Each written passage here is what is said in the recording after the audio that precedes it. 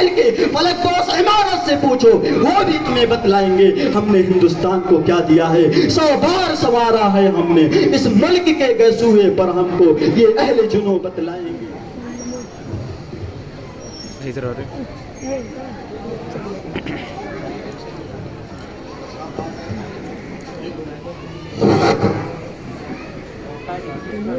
تمام مہمانان کا شکریہ ادا کرتے ہیں کہ ہماری دعوت پر انہوں نے لبیک کہا۔ We thank you from the bottom of my heart, دل کی گہرائی سے ان کا شکریہ۔ اور السلام علیکم ورحمۃ اللہ وبرکاتہ۔ الحمد للہ رب العالمین والصلاة والسلام علی رسولہ الکریم، اما بعد۔ دکھ سکھ میں ہر حالت میں بھارت دل کا سہارا، دکھ سکھ میں ہر حالت میں بھارت دل کا سہارا، بھارت پیارا دیش ہمارا سب دیشوں سے پیارا۔ عزیزان گرامی، آج میں ان یاران باصفا، شہیدان عشق و وفا، وارثان بلال اور سرخیل آزادی کے تذکرے کی سعادت حاصل کر رہا ہوں، جن کا قلب و جگر اسلام کی عظمت سے معمور تھا، جن کے چہرے پر عزم و استقلال کی کرنیں جلوہ فکن تھی، جنہوں نے اپنی پوری زندگی اسلام کی سر بلندی اور اعلاء کلمت اللہ کے لیے وقف کر دی۔ حضرات گرامی، اس چمنستان عالم کا پتا پتا، بوٹا بوٹا اس بات پر شاہد ہے کہ یہ طبقہ ان اصحاب فکر و نظر اور وارثان قلب و جگر کا طبقہ ہے، جنہوں نے ہر موڑ پر امت کی رہنمائی اور دستگیری فرمائی ہے۔ یہ ان یاران باصفا اور شہیدان عشق و وفا کا قافلہ ہے، جنہوں نے ہر دور میں باطل کا مقابلہ کیا، جنہوں نے ہر دور میں باطل کا مقابلہ کیا، جنہوں نے جانیں تو دے دی مگر پرچم اسلام کو جھکنے نہیں دیا، انہوں نے سر تو کٹا دیا مگر باطل کے سامنے کبھی پیٹھ نہ دکھائی۔ جلاد جب بھی تلوار چمکاتا ہوا آگے بڑھا تو انہوں نے نظر سے نظر ملائی اور یہ کہتے ہوئے تلوار کے نیچے اپنے سر کو پیش کر دیا کہ خوشا وقتے کی میری موت تیرے کوچے میں آ جائے، خوشا وقتے کی میری موت تیرے کوچے میں آ جائے، یہی تو زندگی کا آخری ارمان ہے ساقی۔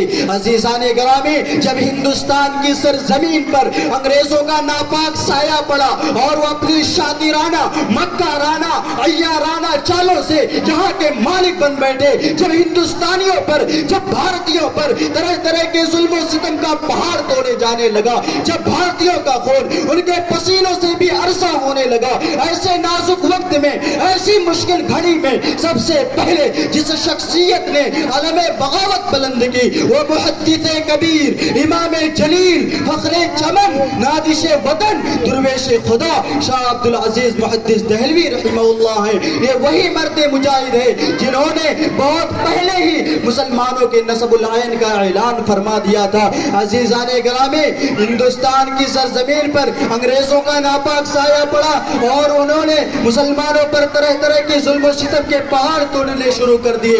مسند درس پر بیٹھ کر قرآن و حدیث کا درس دینے والے علماء کرام، اپنے خون و جگر سے اسلام کی شمع کو روشن کرنے والے مشائخ اعظام اپنے خانقاہوں کو چھوڑ کر میدان میں آ گئے اور فرنگیوں کے خلاف ایک محاذ بنا کر توکل علی اللہ منزل کے جانب بے سر و سامان کے نکل گئے، اور میں اکیلا ہی چلا تھا جانب منزل، مگر راہ رو آتے گئے اور کارواں بنتا گیا کہ حقیقی مصداق بن گئے۔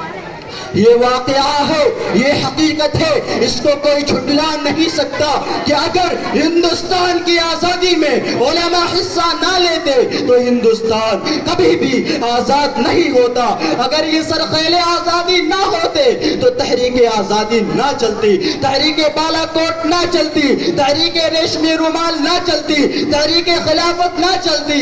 الغرض علماء کرام ہی نے اپنے مقدس لہو سے شجر آزادی کو سینچا اور پروان چڑھایا ہے۔ اٹھائیے ٹامسن کی رپورٹ کو جس میں وہ کہتا ہے کہ دلی کی چاندنی वाली चौक से लेकर खैबर तक कोई भी ऐसा दरख्त नहीं था जहां पर उलमाए किराम की गर्दनें न लटकी हों। उठाइए टॉमसन की रिपोर्ट को मुताला कीजिए टॉमसन की रिपोर्ट का, और जिसमें वो कहता है कि लाहौर की दरियाए रावी में 80 उलमा को बोरियों में बंद करके तोपों का निशाना बनाया गया। टॉमसन कहता है कि उलमाए किराम के जिस्मों को ताबे से दागा जाता था, उलमा के जिस्मों को ताबे से दागा जाता। टॉमसन कहता है कि उलमा को सुअरों की खालों में बंद करके जलते हुए तनूरों में डाला गया। टॉमसन कहता है जब मैं अपने खेमे में गया तो मुझे मुर्दार की बदबू महसूस हुई। मैं खेमे के पीछे चला गया तो मैं क्या देखता हूँ, मेरी आंखें क्या देखती हैं, आग के अंगारे दहक रहे हैं, आग के शोले भड़क रहे हैं। 40 उलमा को बुला करके कपड़े उतार करके उनको उन भड़कते हुए शोलों में जला दिया गया, उन जलती हुई आग में उन्हें जला दिया गया। टॉमसन कहता है मेरे देखते ही देखते मेरी आंखों के सामने 40 और उलमा को बुलाया गया। उनसे कहा गया मौलविया मुल्ला, जिस तरह इन 40 को पका दिया गया इसी तरह तुम्हें भी पका दिया जाएगा। तुम में से कोई सिर्फ एक आदमी इतना कह दे कि 1857 की जंग आजादी में हम शरीक नहीं थे, हम तुम सबको बख्श देंगे। टॉमसन कहता है कि मुझे पैदा करने वाले की कसम, उन उलमा में से कोई एक भी ऐसा आलिम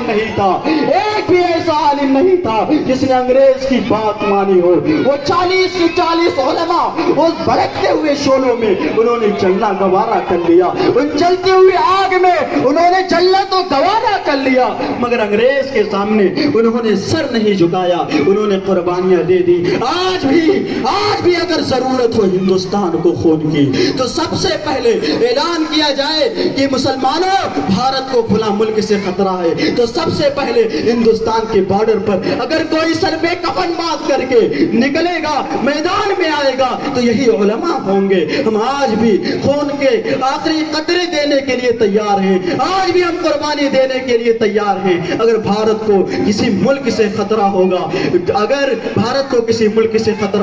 ऐ मुहिब्बाने वतन, हम झूठ बोल सकते हैं, लेकिन जाओ हिमालय की बुलंदी से पूछो, गंगा की गहराई से पूछो, ये सब के सब तुम्हें बतलाएंगे। कुतुब मीनार की बुलंदी से पूछो, ताजमहल की रहनाई से पूछो कि हमने हिंदुस्तान को क्या दिया है। आज हमसे सवाल किया जाता है तुमने हिंदुस्तान को क्या दिया है। हम बतला देना चाहते हैं, पूछना चाहते हैं उनसे जो ये सवाल करते हैं कि दिल्ली की जामे मस्जिद की दरो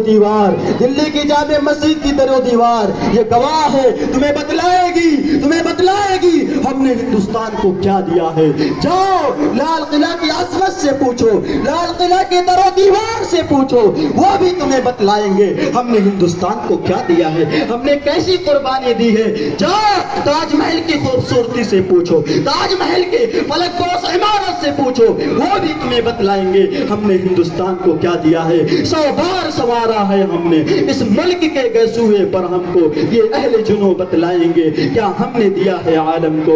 और आखिर में बस यही कहना चाहूँगा कि बड़ी कुर्बानियाँ दी हैं हमने साहब, बड़े खून बहाए हैं, बहुत खून बहाए हैं। हमारी कुर्बानी को इतनी आसानी से ज़ाया ना कीजिए, और हाँ वफादारी वतन से हो, यही इस्लाम कहता है। मालूम होना चाहिए आपको, वफादारी वतन से हो यही इस्लाम कहता है। हम अपने दिल के हर गोशे में हिंदुस्तान रखते हैं। वमा अलैना इल्लल बलाग व आखिरु दअवाना अल्हम्दुलिल्लाहि रब्बिल आलमीन।